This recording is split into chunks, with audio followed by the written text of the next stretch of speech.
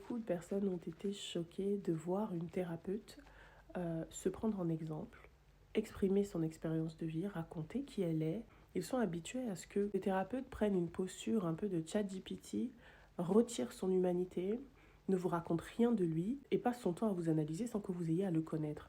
Moi, je précise, je suis thérapeute spécialisée dans le trauma de l'identité et la reconstruction du concept de soi quand il est défaillant. On m'a reproché, justement parce que je me prenais en exemple et que je partageais mes expériences de vie, de ne pas être guérie et de ne pas avoir traversé mes blessures. Mais vous ne savez pas, puisque vous ne connaissez pas les thérapeutes que vous allez voir de façon classique, vous ne savez pas quelles sont leurs blessures, puisqu'ils ne vous les montrent pas. Vous ne savez pas s'ils ne sont pas traumatisés eux-mêmes qui sont en train de vous soigner. D'ailleurs, la plupart des thérapeutes voient des thérapeutes. Et si je peux même être honnête avec vous, on ne choisit pas de devenir thérapeute si on n'a pas soi-même des traumas ou si on n'a pas vu dans notre enfance ou dans notre famille des personnes qui souffraient de maladies ou de troubles psychiques en tout genre. N'importe quelle personne que vous irez voir pour parler de vos problèmes a aussi eu des problèmes dans sa vie.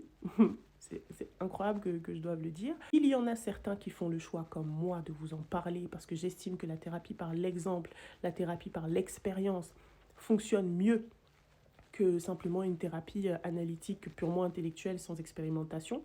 Et il y en aura d'autres qui vont faire l'autre choix de ne jamais se présenter à vous et de vous cacher leurs traumas, de vous cacher leurs blessures et de faire comme si, en fait, c'était des ChatGPT que vous alliez rencontrer, des robots sans humanité et sans âme. Donc moi, j'ai fait le choix de ne pas être hypocrite. Tout simplement, j'ai fait le choix de ne pas porter un masque devant mes clients et les personnes que j'accompagne en thérapie. Je ne peux pas être thérapeute spécialisée dans le trauma de l'identité et venir me présenter à mes patients ou à mes clients en portant un masque. Ça n'a aucun sens puisque justement, mon travail, c'est d'encourager les gens à se montrer tels qu'ils sont. Maintenant, vous faites le choix que vous voulez, bien sûr. Libre à vous de décider quel type de thérapeute vous avez envie d'avoir en face de vous. Mais oui, il existe bel et bien des thérapeutes qui se prennent en exemple, des thérapeutes qui parlent de leur vie, qui se présentent à vous. Bien sûr, toujours dans un but thérapeutique, parce que parler du reste, ce qui ne sert à rien, ne sert à rien.